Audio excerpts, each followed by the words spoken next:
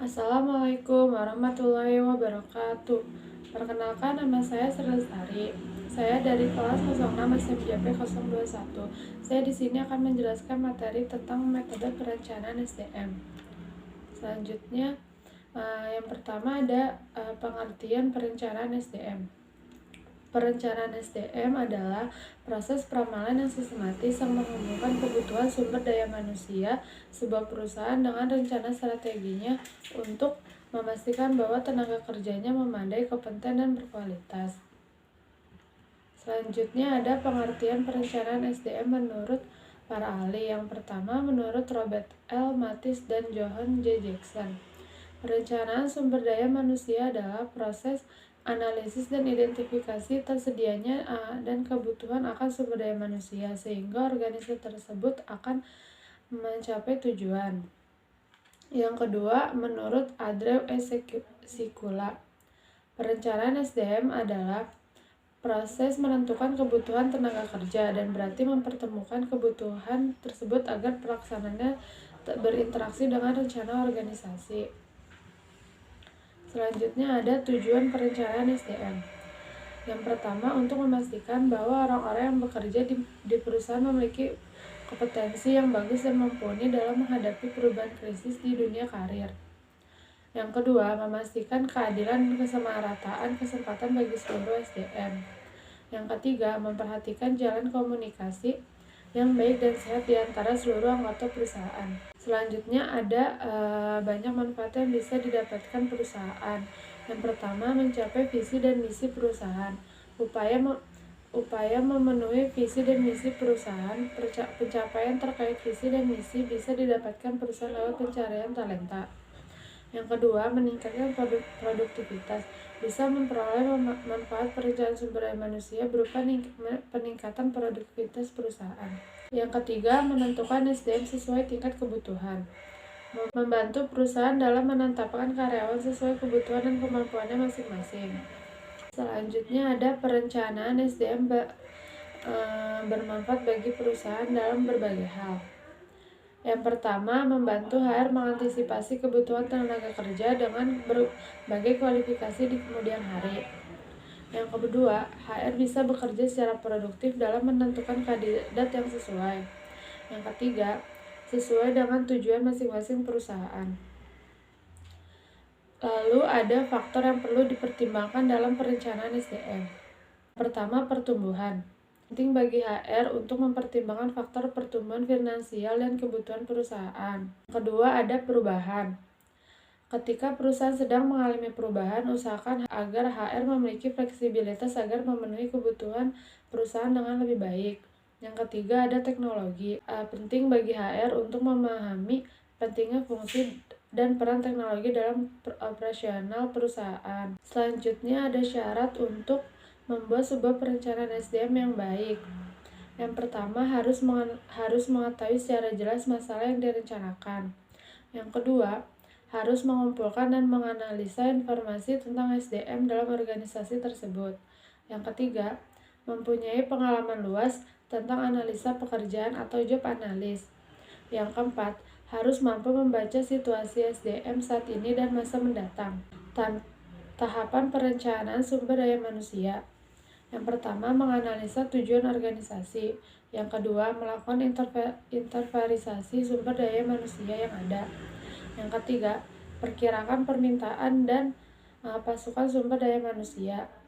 Yang keempat, memperkirakan kesenjangan sumber daya manusia. Yang kelima, merumuskan rencana tindakan sumber daya manusia. Yang keenam, pemantauan, pengendalian, dan umpan balik. Selanjutnya ada kendala-kendala perencanaan SDM. Yang pertama, standar kemampuan SDM. Standar kemampuan SDM yang pasti belum ada, akibatnya informasi kemampuan SDM hanya berdasarkan lamaran yang bersifat subjektif. Yang kedua, situasi SDM.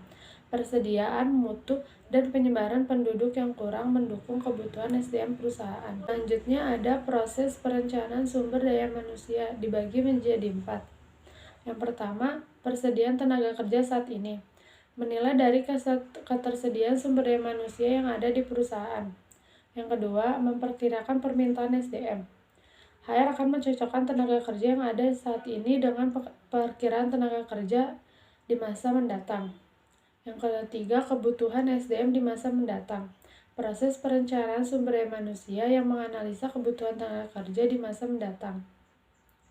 Yang keempat, strategi dan implementasi pencarian SDM. Setelah tahu bagaimana kekurangan dan kelebihan dari adanya evaluasi supply dan demand SDM, HR akan bisa mengembangkan strategi berdasarkan perkiraan permintaan SDM yang telah dibuat. Selanjutnya, ada pengevaluasian perencanaan SDM. Yang pertama itu ada manajemen puncak memiliki pandangan yang lebih baik terhadap dimensi SDM atau terhadap keputusan lainnya.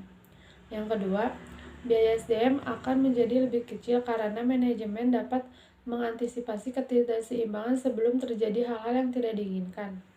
Yang ketiga, pengembangan para manajer dapat dilaksanakan dengan lebih baik. Selanjutnya ada 4 kegiatan yang saling berhubungan dalam sistem perencanaan SDM.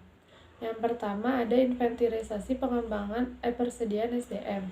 Yang kedua, pencatatan atau pendapatan jurnal SDM yang ada dalam melaksanakan tugas di suatu organisasi atau dengan kata lain pencatatan. Yang ketiga, ada forecast SDM atau peramalan SDM.